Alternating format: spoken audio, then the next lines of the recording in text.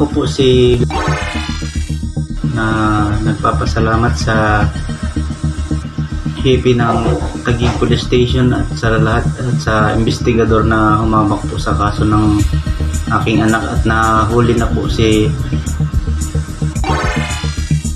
sa kasong pangmumulestya niya sa aking anak. At ako rin po ay nagpapasalamat sa DSWD na nagsuporta sa akin para